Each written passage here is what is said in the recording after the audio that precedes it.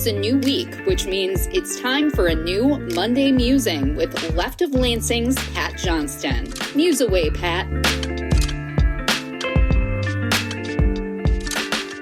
Here's the Monday Musing for March 2nd of 2026. A new CNN poll released on March 2nd shows that 6 in 10 Americans oppose the Trump regime's war in Iran. A Washington Post poll finds that 52% oppose the regime's war on Iran. A recent Reuters Ipsos poll conducted over the weekend and before news broke of the first U.S. service members to be killed showed that 55% of MAGA Republicans approved of the Trump regime's war on Iran, but interestingly, the poll showed 42% said they would be less likely to support the attacks if they resulted in American troops being harmed or killed. And as of this recording, 4 American service members have been killed since the Trump regime started this war by bombing Iran on Saturday. Of course, the bombing happened after dear leader himself announced last year's bombing effort totally obliterated Iran's nuclear capabilities. Of course, that was already under control when the Obama administration signed the Iran nuclear deal, a deal that dear leader obliterated in his first term. Of course, if the nuclear capabilities were not obliterated last summer, then does that mean dear leader was, dare I say, lying?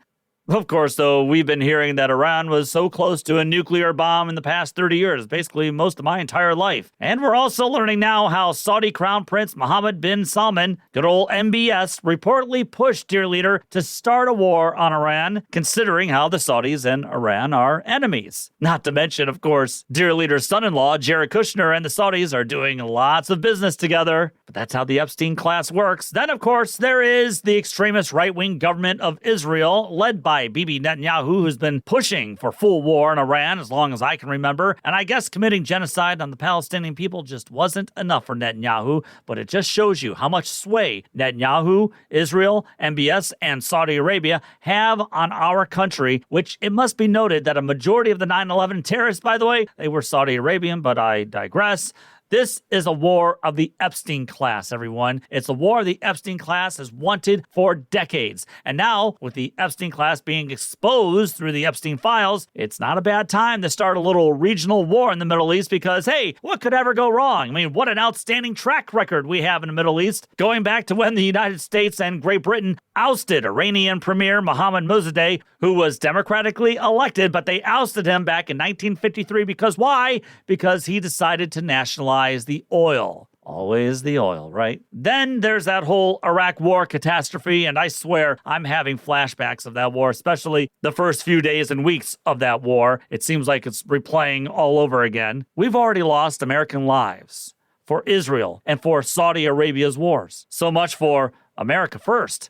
Come on, MAGA. I thought that's what we were all about. America first, taking care of our people here first. And that's why I think it is imperative for all Democrats to stand against this war perpetrated on us by the Epstein Class. The neocons and neoliberals who are part of the Epstein Class are celebrating this war. And Democrats can show that they are for the working class by declaring the outright opposition to this war and by declaring how instead of fighting Israel's and Saudi Arabia's wars, we should start trying to take care of our people here at home for a change. I'm always hearing how we can't do Medicare for all because of this nation's debt, yet that never seems to be a problem when it comes to wars. Michigan's progressive U.S. Senate candidate Abdul al-Sayed said over the weekend that the Trump regime's war in Iran signals how his regime has failed the American people. Yeah, it's failed us as his ICE Gestapo kills American protesters and disappears people in detention centers.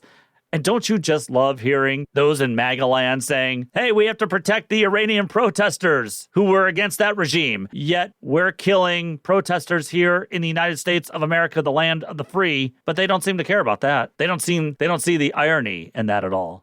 Even more, Abdul al-Sayed said this just normalizes chaos because chaos is what authoritarians need, everyone, to remain in power. And then there's progressive candidate for Michigan's 7th Congressional District around the Lansing area, William Lawrence, who called Trump's war on Iran illegal and reckless, and he's calling on Democrats to force a vote on the War Powers Act while demanding Republican Congressman Tom Barrett to vote yes on that bill. Yeah, I don't see that one happening. But Lawrence is 100% correct when he says this is a waste of money and human life.